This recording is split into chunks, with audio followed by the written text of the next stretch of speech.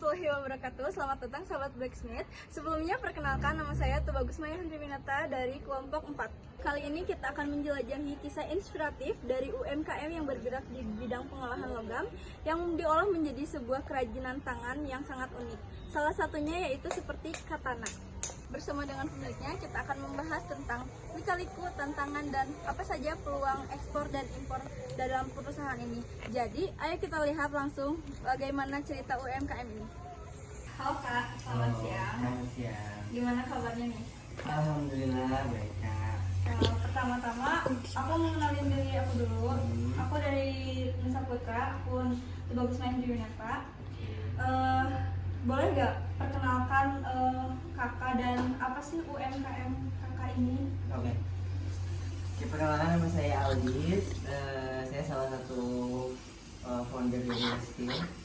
Nah, jadi Westeel itu adalah sebuah brand spesialis pembuat jasa katana ataupun pembuat jasa yang dimana misal ada orang yang mempunyai imajinasi untuk ingin membuat sebuah katana dari yang terinspirasi dari film, sejarah ataupun dari anime.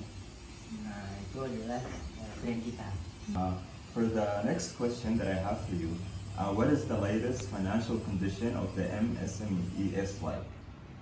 The MSMES is like the balance sheet, the profit, the loss, and the capital, basically. Seperti apa nih Kak kondisi keuangan terbaru UMKM ini? Boleh diperlihatkan atau tidak? Neraca, laporan laba rugi, data time series tahunan, keuntungan kerugian, dan modalnya. Oke, kalau misalnya omset, berarti kita ngomongin omset berarti ya? Iya. Omset bulanan untuk Westeel di tahun 2023 berarti ya? Tahun 2023 itu selama setahun average-nya itu sekitar 100 juta, 80 sampai 100 juta untuk omsetnya. Karena UMKM kakak ini melakukan kegiatan ekspor, dalam hal ini berarti UMKM kakak itu termasuk aktivitas bisnis internasional ya Kak? Nah, selain ekspor, apakah ada jenis aktivitas bisnis internasional seperti franchise, lisensi, atau hanya ekspor saja kalau boleh tahu? Oke. Kalau dibilang aktivitas internasional kita nggak terlalu sering juga ya sebenarnya. Paling setahun, kayak tahun 2023 kita pernah kirim ke Amerika, ke Jerman, ke Prancis, sama ke Malaysia yang seringnya. Nah, paling itu sekitar nggak lebih dari 15 customer lah. Gitu. Jadi emang kita untuk melangkah ke sana masih tanda kutip masih meraba-raba lah ya, masih meraba-raba gimana caranya biar kita bisa menarik perhatian mata-mata internasional, ya, mata-mata dunia.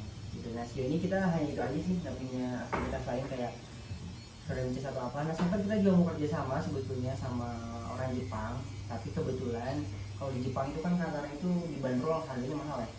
Harganya paling murah itu bisa 20-30 juta per satu produk, bahkan ada yang miliaran gitu ya, per satu produk. Tapi itu di Jepang. Nah, masalahnya kalau di Jepang kalau kita beli di Jepang jarang banget orang Jepang yang mau jual terus kita bawa keluar, maksudnya keluar Jepang. Nah, itu jarang gitu.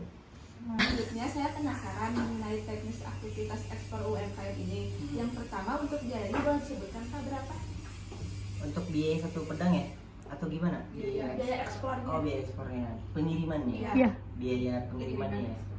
Biaya pengirimannya kita rata-rata kalau ke Malaysia itu sekitar paling murahnya itu 6,5 ya, 650.000 per produk, per 2 kilo.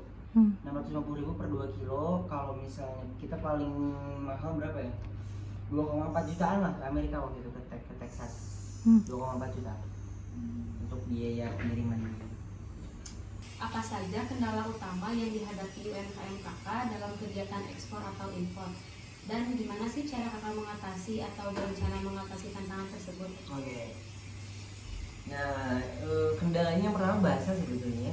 Nah, kalau dari kita itu bahasa pertama, yang kedua pasar internasional itu, terutama tentang kita di jasa pembuatan katana ya, blacksmith. Berarti kita kan bersaing, setiap negara itu mempunyai blacksmith ya. Dan kualitas mereka memang ampuh-ampuh gitu ya, terutama tentang kualitas produk lah gitu. Nah, kualitas produk mereka secara produksian mereka tuh udah punya mesin-mesin yang luar biasa sebetulnya. Jadi memang bisa, kalau mau produksi juga bisa masif gitu, bisa banyak. Kalau kita kan masih modern ya, kalau modern jadi kita terbatas dari pembuatan produk. Nah jadi kalau misalnya kita ingin melebarkan sayap di pasar internasional gitu ya, itu kesulitan pertama itu di situ ya, di produksi yang pertama. Nah itu dia kisah menarik dari westgirl.co. Terima kasih banyak buat Kak Aldis ya, udah berbagi pengalaman seru mereka di dunia ekspor atau impor katana. Semoga kita semua bisa ambil inspirasi dan semangat dari perjalanan mereka. Jangan lupa like, share, and comment. Bye bye. Hai. Di pedangnya film Azumi ya, di tahun 2023-2020 kalau nggak salah produksi filmnya. Nah ada 2 season ini, tapi terus dibikinnya dari season 2 ya. Nah ini terus ini ada pedang Korea, ini dari Gladiator, dari film Gladiator. Gladiator. Mau diangkat nggak atau nggak usah? Nggak usah lah ya. Ini pedang Gladiator. Berat bukan ya? Apa? Berat. Ini beratnya 2 kilo ya. Oh iya. Kalau pedang Eropa Nggak itu usah. pasti berat. Oh. Itu pedang-pedang jenis Eropa berat. Ini dari Basara game. Ini Shinbunto. Ini sejarah Jepang ya, sejarah Jepang. Katana Shinbunto itu katana di dunia diproduksi ketika Perang Dunia Kedua. Ini Sandai Kitetsu dari Zoro. Oh, Zoro. One Piece, Zoro pakai itunya.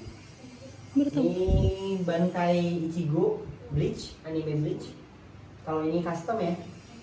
Ini custom dari customer. Ini dari film The Last Samurai. Ini Walking Dead. Tanjiro ini yang standar semua ya. Tanjiro ini yang ungu Enma. Yang Enma. Enma tuh Zoro ya, kan Zoro tuh punya 3 pedang. Oh. Mama, Umi sebenarnya. Ini yang standarnya. Nanti inilah kasih haki ya. Haki itu kekuatan dari nama anime. Nah, ini dari kayu. Genshin Impact ya, ini dari game. Gitu. Sebenarnya ini yang belinya itu nggak tahu kemana. Wah, jadi enggak itu dong. Dia tuh cuma ngasih DP, Hmm? pas pelunasannya nggak tahu hilang. Sampai hari ini ya. Berarti sudah kamu.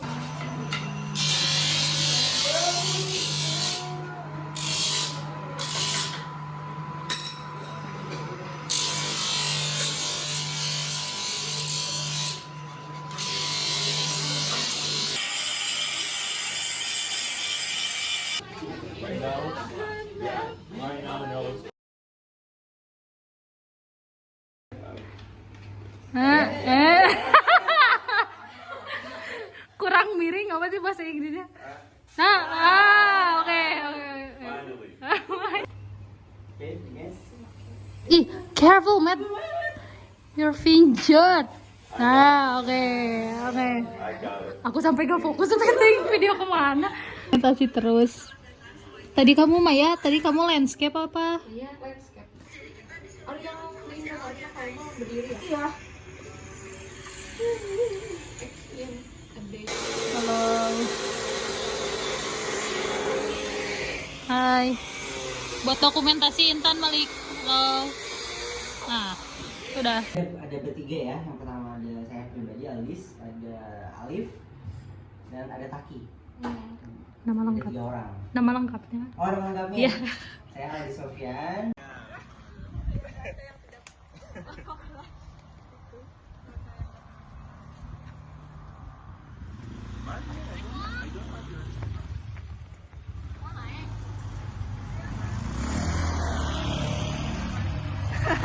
Ya, Kak Era ini kali buat terbatas.